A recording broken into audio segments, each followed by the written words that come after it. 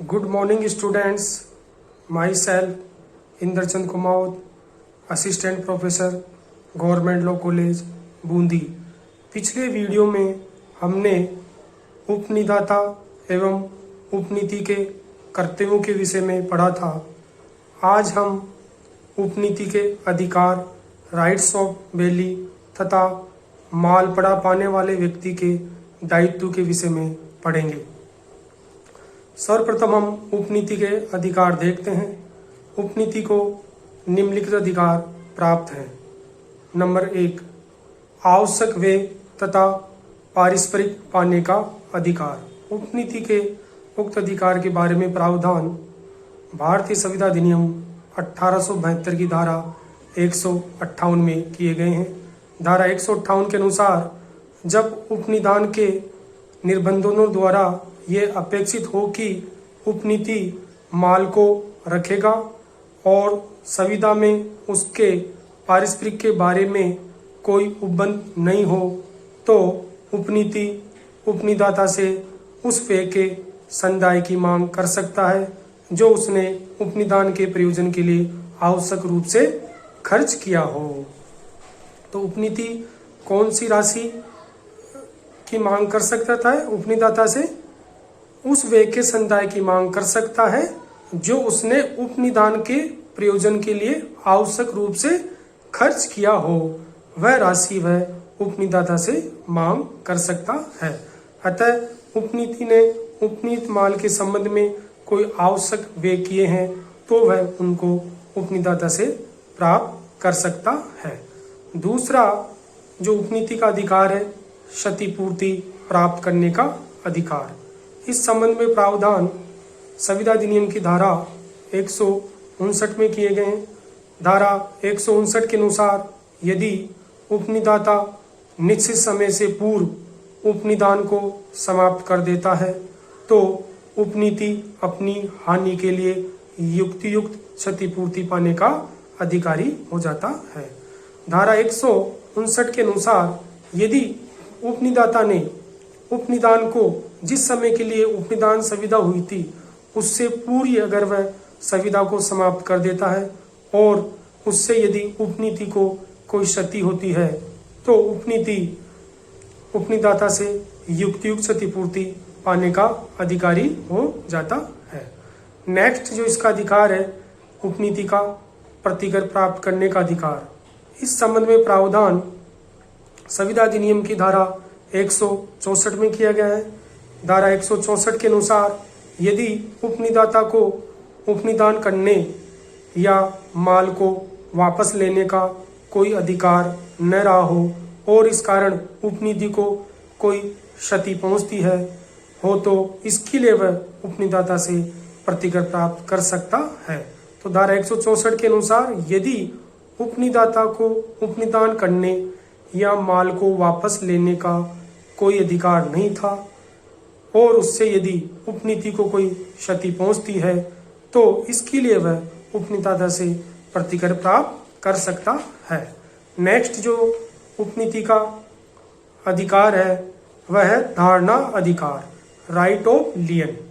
ये उपनीति का एक महत्वपूर्ण अधिकार है और धारणा अधिकार से तात्पर्य है यदि उपनीति को उसके कोई विधिक खर्चे नहीं मिलते हैं तो वो माल को तब तक रोक सकता है जब तक कि उसके खर्चों का संदाय उपनिदाता द्वारा नहीं कर दिया गया हो। दूसरे शब्दों में किसी संपत्ति के प्रति खर्च प्राप्त करने के प्रयोजन से रोकने के अधिकार को ही धारणा अधिकार कहते हैं। यदि कोई इसी संपत्ति पर कोई खर्चा किया है और उस खर्चे को यदि उपनिदाता द्वारा संदाय नहीं किया गया है तो वह उस माल को तब तक रोक सकता है जब तक कि उपनीति को उसके खर्चे का संदाय न कर दिया गया हो। तो धारणाधिकार दो प्रकार का होता है, विशिष्ट धारणाधिकार और साधारण धारणाधिकार। विशिष्ट धारणाधिकार के संबंधी प्रावधान संविधा अधिनियम की धारा 170 में किए गए हैं तथा साधारण धारणाधिकार के संबंधी प्रावधान संविधा अधिनियम की धारा 171 में किए गए हैं। अब हम विशिष्ट धारणाधिकार क्या होता है इस संबंध में देखते हैं। विशिष्ट धारणाधिकार के अंतर्गत उपनीति केवल उस माल को रोक सकता है जिस पर कुछ कार्य किया गया हो।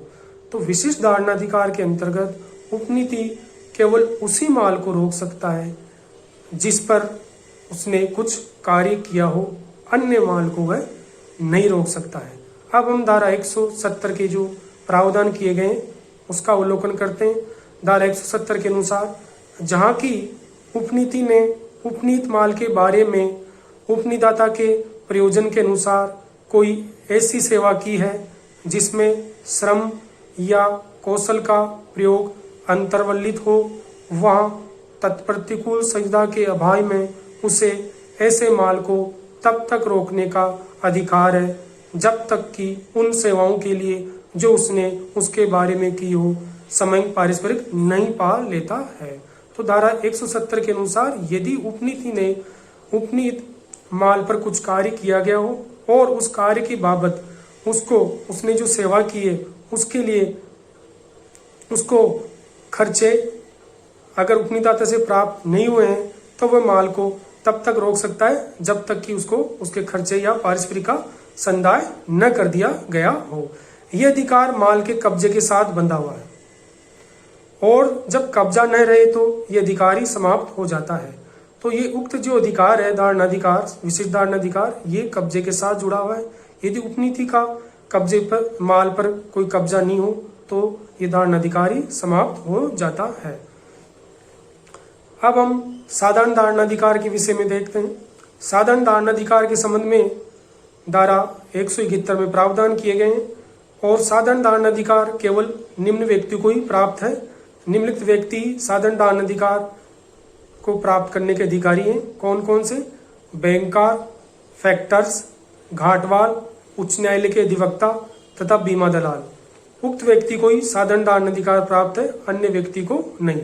अब हम धारा 171 में जो प्रावधान किए गए इसका अवलोकन करते हैं। धारा 171 के अनुसार बैंकर, फैक्टर, घाटवाल, उच्च न्यायालय के अटॉर्नी और बीमा दलाल अपने को उपनीत किसी माल को प्रतिकूल संविदा के अभाव में समस्त लेखाओं की बाकी के लिए प्रतिभूति के रूप में प्रतिधारित रख सकेंगे, किंतु अन्य किन्हीं भी व्यक्तियों को यह अधिकार नहीं है। अन्य व्यक्ति माल को प्रतिधारित नहीं कर सकेंगे। उक्त व्यक्ति जो धारा 171 में जिन व्यक्तियों का उल्लेख किया गया है उन्हीं व्यक्तियों को साधारण धारणाधिकार का अधिकार प्राप्त है, अन्य व्यक्तियों को नहीं। वे अपने को उपनीत माल को ऐसी बाकी के लिए प्रतिभू के रूप में प्रतिधारित रख सकेंगे जब तक कि उस प्रभाव की कोई अभियुक्त संविदा न हो। साधारण धारणाधिकार के अंतर्गत उपनीतदाता की कोई भी वस्तु जो उसके पास है रोक सकता है। तो साधारण धारणाधिकार के अंतर्गत उपनीतदाता की कोई भी वस्तु जो उसके पास है रोक सकता है, जबकि विशिष्ट धारणाधिकार के अंतर्गत उपनीति केवल वही वस्तु रोक सकता है जिस पर कुछ कार्य हुआ हो। अब हम नेक्स्ट इसका जो अधिकार है वाद लाने का अधिकार, इस संबंध में प्रावधान धारा 180 में किया गया है। धारा 180 के अनुसार उपनीति को उस व्यक्ति पर मुकदमा चलाने का अधिकार दिया गया है जिसने उससे माल का कब्जा अनुचित तरीके से लिया है या माल को क्षति पहुंचाई है। तो उपनीति उस व्यक्ति पर वाद चलाने का अधिकार होता है जिसने उससे माल का कब्जा अनुचित तरीके से लिया है या माल को क्षति पहुंचाई है। अब हम माल पड़ा पाने वाले व्यक्ति का दायित्व के विषय में देखते हैं। माल पड़ा पाने वाले व्यक्ति का क्या दायित्व होता है?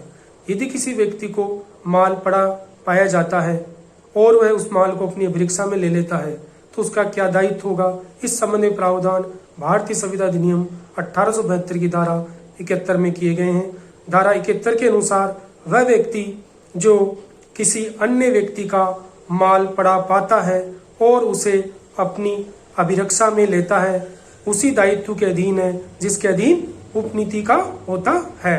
तो धारा 71 के अनुसार वह व्यक्ति जो किसी अन्य का माल पड़ा पाता है और उसे अपनी अभिरक्षा में लेता है उसी दायित्व के अधीन है जिसके अधीन उपनीति का होता है। अतः माल पड़ा पाने वाला व्यक्ति का दायित्व वही है जो दायित्व उपनीति का होता है। और उपनीति का दायित्व के संबंध में हमने पिछले वीडियो में पढ़ा था। तो उपनीति का जो महत्वपूर्ण दायित्व होता है वो क्या होता है? सतर्कता बरतने का अधिकार।